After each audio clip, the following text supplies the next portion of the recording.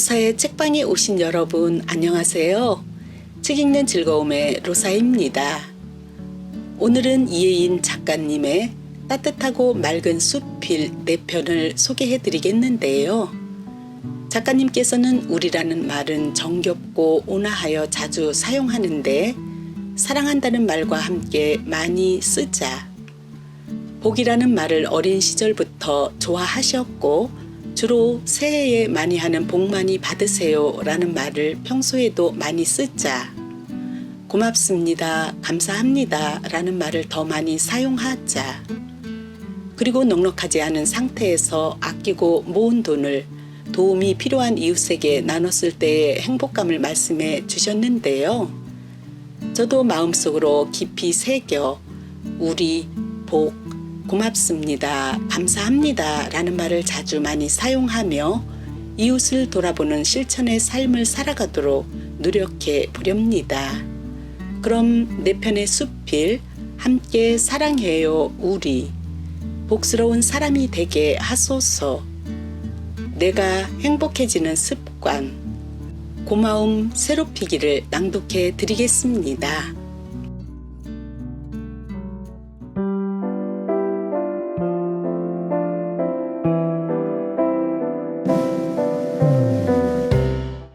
함께 사랑해요 우리. 이혜인. 한 해를 살아온 고마움과 놀라움으로 한 장 남은 달력을 바라봅니다. 오늘을 함께 사는 모든 사람에게, 자연에게, 사물에게 아름답고 따뜻한 사랑의 인사를 하고 싶어지는 계절입니다. 각자 삶의 자리에서 소임을 다하며 때로는 힘겹게 살아내시느라고 정말 수고가 많으셨지요. 하고 물으면 눈물 글썽이며 고개 끄덕이는 내 이웃들의 모습을 대하면 가슴이 찡해옵니다. 나는 우리라는 말을 참 좋아해요. 우리 동네, 우리 나라, 우리 집, 우리 학교, 우리 친구, 우리 밥상, 우리 공동체 라는 말을 들으면 금방 마음이 순하고 따뜻해집니다. 사람들이 간혹 우리 남편, 우리 그이, 우리 집사람이라 표현하는 것 역시 얼마나 정겨운지요.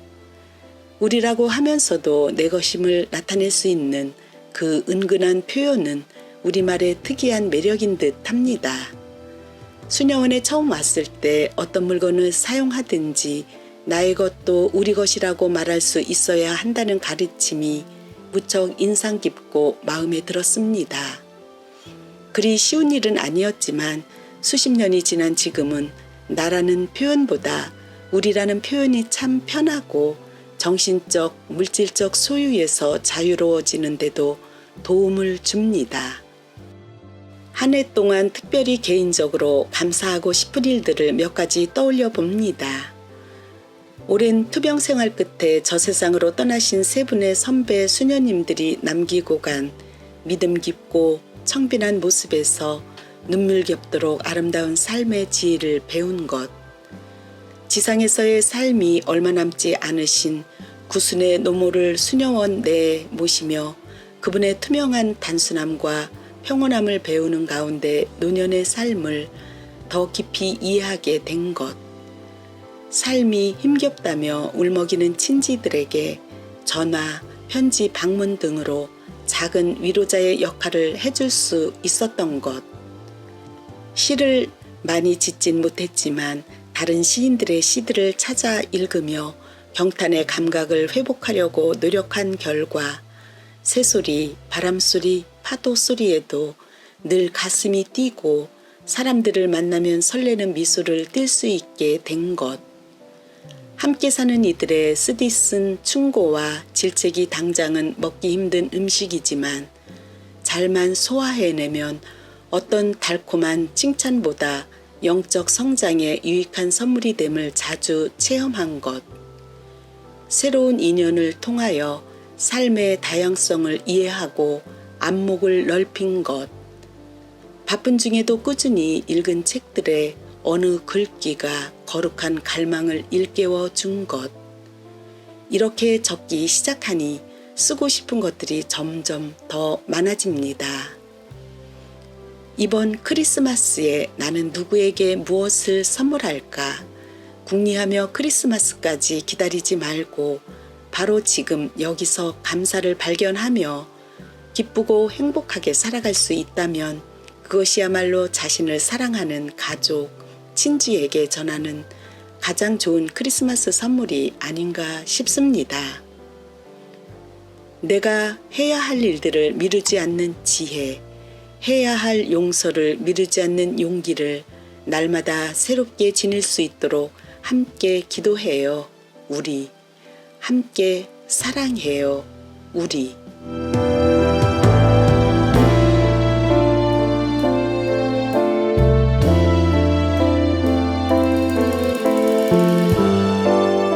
복스러운 사람이 되게 하소서. 우리가 서로 주고받는 많은 인사말 중에서도 복 많이 받으세요 라는 말은 가장 정겹고도 포근한 말이라 생각합니다. 이 말을 설날이 아닌 날에도 자주 주고받을 수 있으면 좋겠습니다.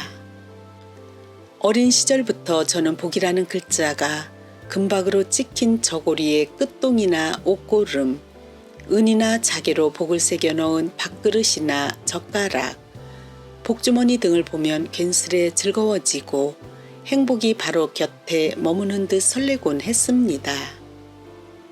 어쩌다 누가 자기에게 예기치 않은 선한 일, 좋은 일을 하면 그 고마운 마음을 복 받으세요 라고 표현하는 것도 매우 인상적이어서 나도 어른이 되면 꼭 그렇게 해야겠다고 결심한 적이 많습니다. 복을 생각하면 왠지 늘 뺨이 붉고 동그스름한 소녀의 모습이 떠오르기도 하는데 아마도 어린 시절 어른들이 총명하고도 통통한 아이를 보면 넌 참 복스럽게 생겼구나 라고 말하는 걸 자주 들어서인지도 모르겠습니다. 나도 그 애들처럼 좀 복스럽게 생겼으면 복을 많이 받을 텐데 하고 내내 거울을 들여다보며 부러워하던 기억이 새롭습니다. 우리 수녀원에도 복자, 복순, 복희, 복년, 순복 등의 이름을 지는 이들이 많은데 그들은 지금도 복스럽게 생겼지만 귀여웠을 어릴 적 모습들을 떠올리면 더욱 재미있습니다.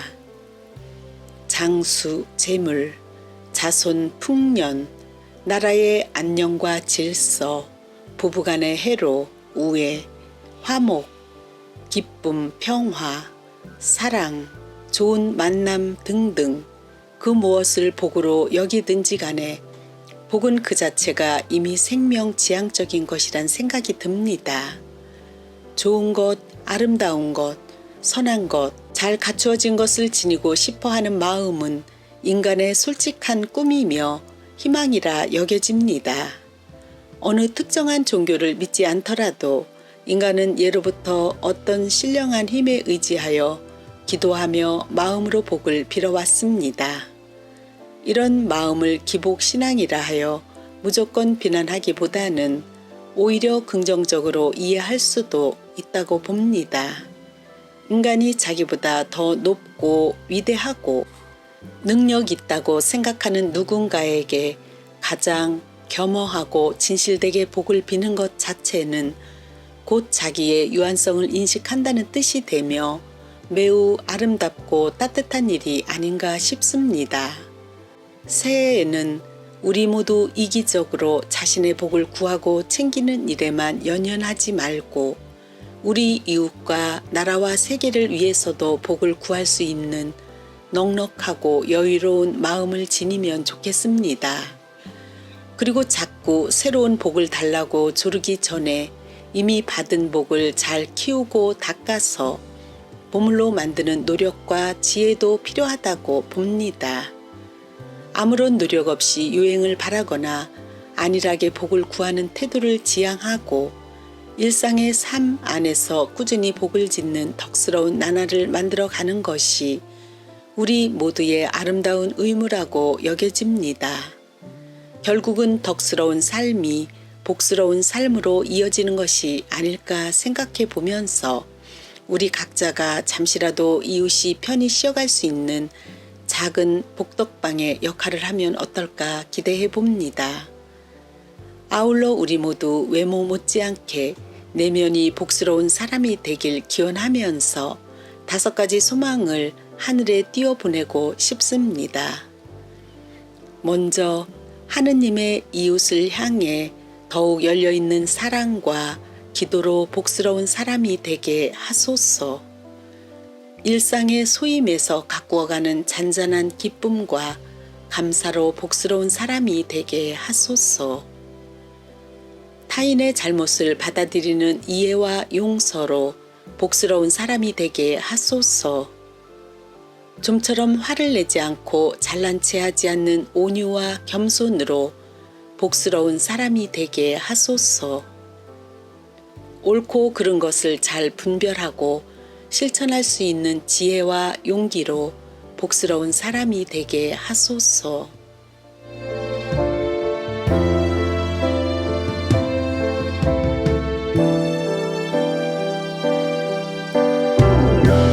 내가 행복해지는 습관. 저를 좋아하는 한 부부가 벼르고 별러서 대구에서 부산 수녀원으로 찾아왔습니다. 손님이 우리 수도원 구름다리 밑에 있는 고급 한정식 집에 식사 예약을 했다고 하더군요. 가격을 알아봤더니 우리 형편으로는 굉장히 음식값이 비쌌습니다. 기도를 하다가 며칠 전 브라질의 아주 가난한 동네로 선교를 떠나신 우리 수녀님 3분이 떠올랐습니다. 마침 저를 만나러 오는 부부 중 아내 되는 분이 브라질에 간 수녀님과 고등학교 친구였지요. 그래서 제가 그분들께 이렇게 제안했습니다. 수녀원 식사가 소박하고 반찬도 몇 가지 안 되지만 수녀원에서 소찬을 들고 저 밥 사줄 돈을 브라질에 선교하러 간 수녀님에게 보내면 어떨까요? 그랬더니 이 부부가 수녀원에서 식사를 하는 건 반찬이 많고 적음을 떠나 돈으로 살 수 없는 특별한 체험이라며 무척 기뻐하는 겁니다. 그리고 밥값으로 쓰려던 돈에 얼마를 더 보태 많은 돈을 제게 주었습니다. 그렇게 많은 손님이 다녀갔지만 이렇게 해본 것은 저도 처음입니다. 이렇듯 본인의 지향과 맞으면서 마음이 들어간 기부를 할 수 있다면 얼마나 아름다울까 하는 생각을 했습니다. 그래서 수도원에서는 1년에 2번 사순과 대림시기에 올해 어디를 도울까 함께 나눔의 대상을 정합니다. 수도원의 식사가 세속적인 기준에서 보면 부실하겠지만 거기서도 줄일 것을 정합니다. 예를 들어 점심, 저녁 2번 과일이 나왔다면 점심에는 먹지 않는다든지 해서 40일간 그 금액을 모아 이웃을 돕는 훈련을 합니다. 이렇게 자진해서 사랑의 행동을 하다 보니 이제 그냥 돈만 기부하면 굉장히 허전하게 느껴집니다. 절제와 희생, 극기가 들어가야 애긍의 행위가 더 빛나는 것이 아닐까 생각합니다. 넉넉지 않은 생활 속에서 아끼고 모은 돈을 도움이 필요한 이웃에게 기부한다면 뿌듯한 보람도 느끼겠지만 무엇보다 내 마음이 밝아지는 체험을 하게 될 것입니다. 우리는 가까운 사람에게 애착하는 경향이 있는데 혈연, 지연을 넘어서 모르는 이웃도 기꺼이 도와줄 수 있는 넓은 마음의 사랑이 필요합니다. 그날 내 도움이 필요한 주변 사람에게 생색내지 않으면서 도움의 손길을 내민다면 우리는 더 행복해질 수 있지 않을까요? 천사놀이. 지상에 살고 있는 우리가 서로를 조금씩 위해주고 용서하며 사랑하는 순간은 날개가 없어도 천사가 되는 것임을 나날이 새롭게 배웁니다. 다른 이를 위로하고 웃게 만들려면 내가 더 많이 울어야 하는 것이라고.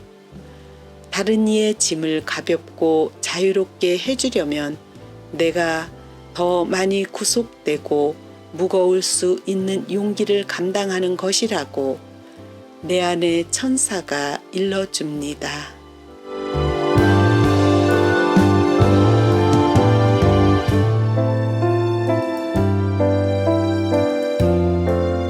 고마움 새롭히기. 작은 일에도 항상 고마워하는 이들을 만나면 제 마음도 밝고 따스하고 흐뭇해집니다.